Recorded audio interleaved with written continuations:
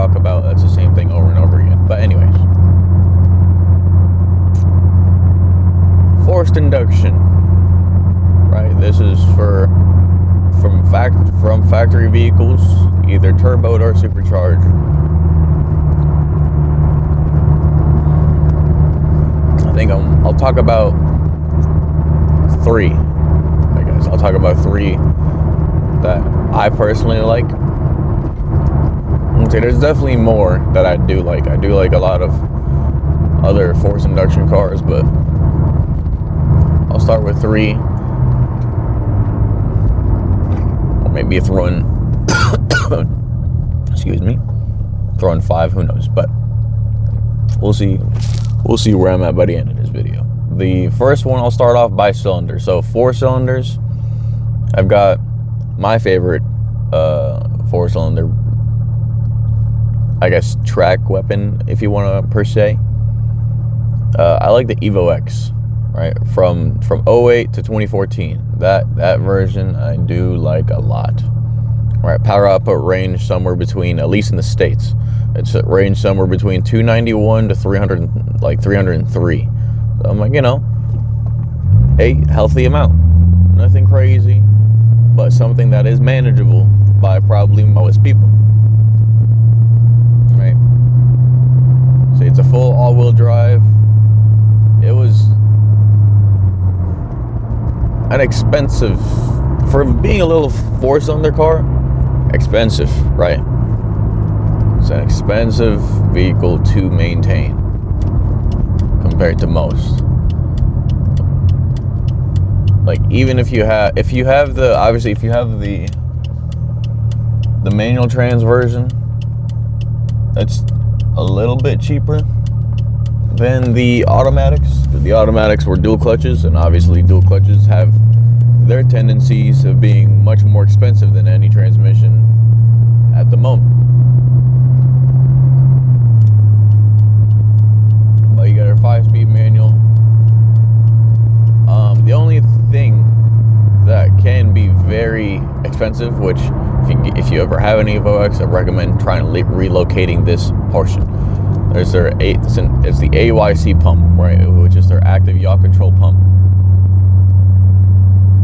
It's one of those things that they made, right, but they just placement of it, like location, it's on the by the passenger wheel well. I'm like, okay, they could have done it better, but that's just what they had. There are relocations kits to do that, but besides that, I think that one probably has the best all-around factor, I would say, for a little, sporty car or whatever you want to feel about it. Because it's basically a rally street car. That's kind of what that car is, right? It sits high enough off the ground where you don't really have a lot of curbs or anything to really worry about. You can just go at it just like a normal car. And then you've got on track, if you like tracking your car, that thing would probably be just fine, right? It's a bit heavy, yeah. It's 3,400 pounds, so it's a pretty good sized car for the the power is on the lower side of it, on the low 300s. That's not to the wheel. To the wheel, you might be closer to making stock, right? Probably like 250, 260, and that's, like I said, if you know how, at least on track circuits and whatnot, if you know how to push that car like to its limits, you could probably keep up with people who don't know how to push their 500 horsepower cars. It really just depends. But I would say it's in general, it has the best of all things. It can be a daily, right? Probably one of the more affordable ones that I'm about to mention, even though it is still relatively expensive for certain things, not the whole thing. And then you've got all the fluids. Fluids are obviously very expensive for that car, at least if you have an auto. If you have the 5-speed manuals, different story, right? Cooling system's a little bit more related to engine. You say, because if you have an automatic transmission, it's the one thing a lot of people always tend to forget about, is that those transmissions can only handle so much of power, and two, that's any transmission, but two, for automatic transmissions, they generate more heat than any transmission, right? That's just what they do. Torque converter, this one's not even a torque converter, but even then, it still will generate more heat. It'll slip as well. It'll slip, it shifts, and dual clutch transmissions, they just, upshifting is great. The downshifting is, depending on the car, they downshift hard, right? That's just the way they are. But damn, dude, I'm looking at my camera, and that is a massive glare. What the freak? Okay, but yeah, that's just the way that it is for dual clutch cars. If you get that, obviously it's more engaging if you get the manual. It'll probably be a little bit slower than a dual clutch, but it'll last you much longer. So that's how I see that car. Next up on my list, I'm gonna go just up the list, V6 time for forced induction. One of my favorite V6s, ATS-V. I've said this in one of my previous videos, one of my first few videos. Yeah, ATS-V.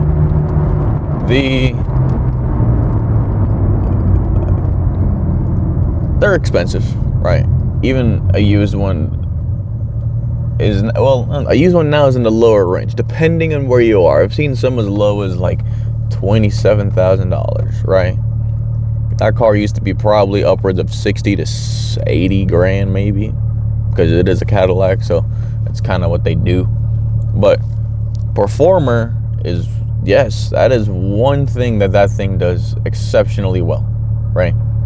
It's got a MagneRide, it's got either a TR6060 or an 8L90, which I know 8L90s is a fairly questionable transmission, right? It has its whole shutters and recalls and whatever the case is. I get that.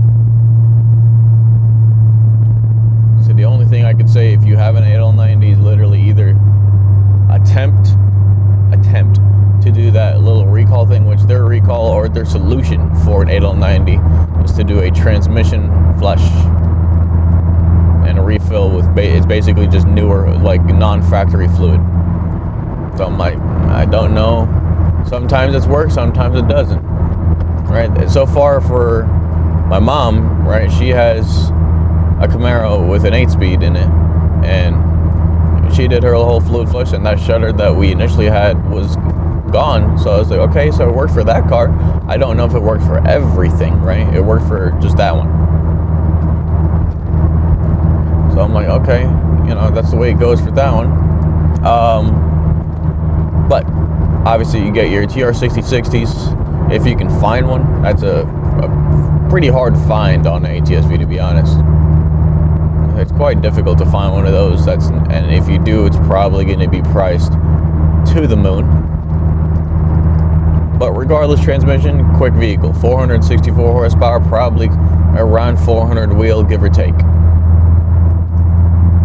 All right, you probably make more wheel with the manual trans on a dyno just because less powertrain loss, because the torque converter does not exist. 8L90 is just a lot better at keeping you in the power band. That's the one thing that massive transmission can do. That's what a lot of these newer transmissions can do, is they keep you in power band to kind of cooperate with fuel economy without having to sacrifice power. And keep in mind, LF4, right? That's the engine code. It does not, and I repeat, does not have AFM or DFM. It does not have any of that shape. Just a pure twin turbo V6. And the turbos that were made in this were not the same turbos that were made from, or that the CTS V4 Blackwings get, which are normally Borg and Warners.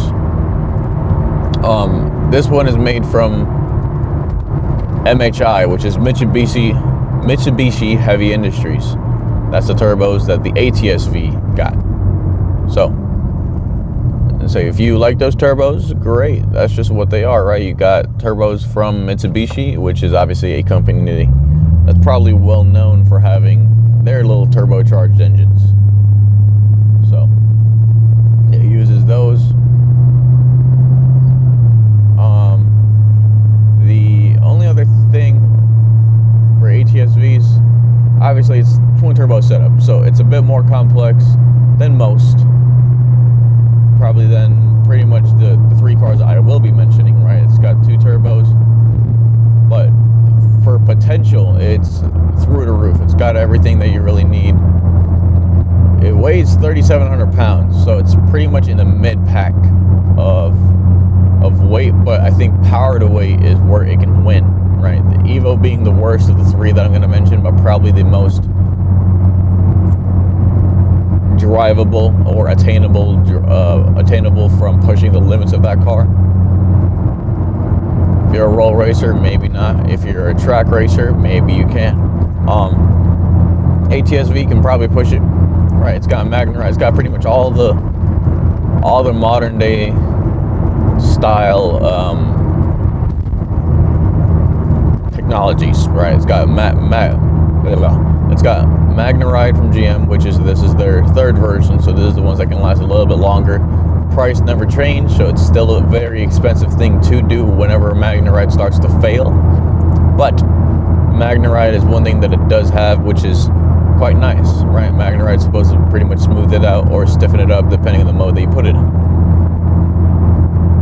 Suspension, very much more of a V style thing, so I don't think it's supposed to be super comfortable. I don't think it's going to be rough. It's not. It's kind of in the mid-pack here where it kind of is good at keeping the power down on the ground without you feeling much of it, like throwing it, like, you know, it being rough. It should be maintainable for the most part. It's still, I'm not going to say it's an easy car to maintain. That car does make 400 wheel and it is a strict rear-wheel drive vehicle.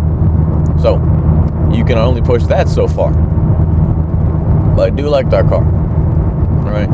And this being a V, normally the way any brand is, like for GM, when it comes to their V platforms or any of the performance platforms, they really like to focus in on, especially after what happened with C5s and C6s, right? As we kept going and as we kept getting more things, more discoveries, more engineering, they put in pretty much better heat exchangers. So these cars can get up to temp, but they can also maintain the temps that you want them to be at for longer. And they can handle more.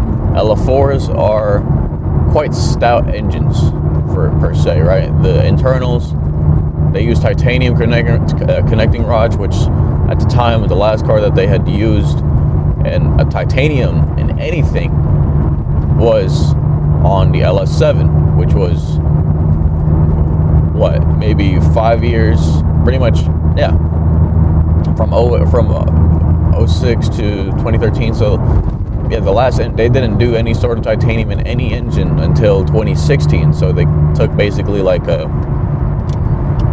four year gap, I guess, of not using it. But you know, that's not a thing that's used very much because it is a very expensive thing. So it's expensive, but very useful for performance vehicles. And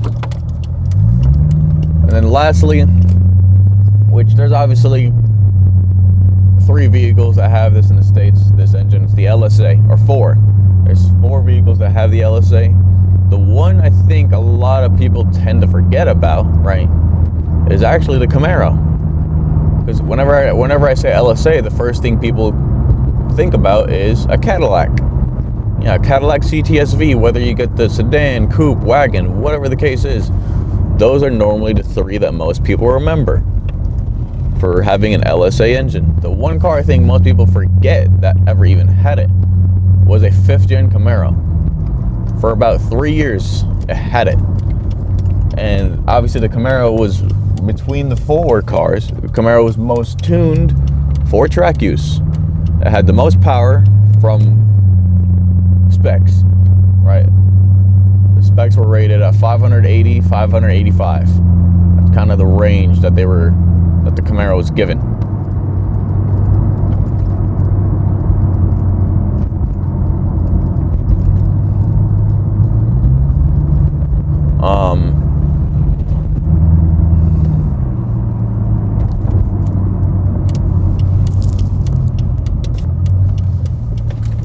that's just kind of the range that the Camaro got. Was 580 was pretty much a normal thing on crank, by the way, crank.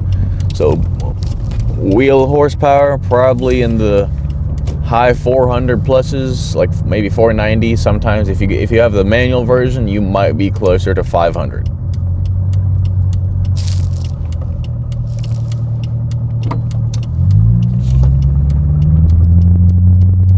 You might be closer to 500.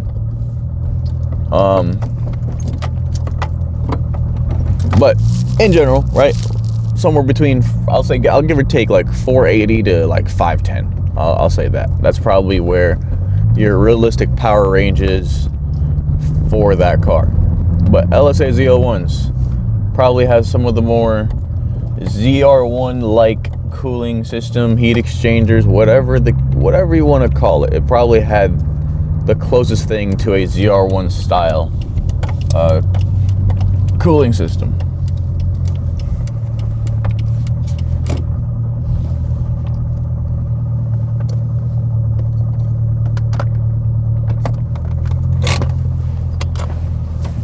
Because it's a ZL1, right? That's what Chevy's like, pretty much like top dogs are, is for the Corvettes. You've got the ZR1s. Obviously you have your Z06s, but ZR1 is always going to be the top dog in general. And then you've got the ZL1s on the Camaros, and that one I think is pretty much, it's not like the way the Corvettes are. We have a Z06 and ZR1 where you have pretty much double two powerhouses for Camaros. It's pretty much, that is it, right? You've got the largest power bump of anything, and then you've got the Z28 to the 5th gens, but that's naturally aspirated. I'm talking about from a supercharged or any sort of forced induction, which for the Camaros are all supercharged on forced induction versions. You've got that, right? So 580 horsepower. That one had either a TR6060 or a 6L90, right? Strong transmissions for either.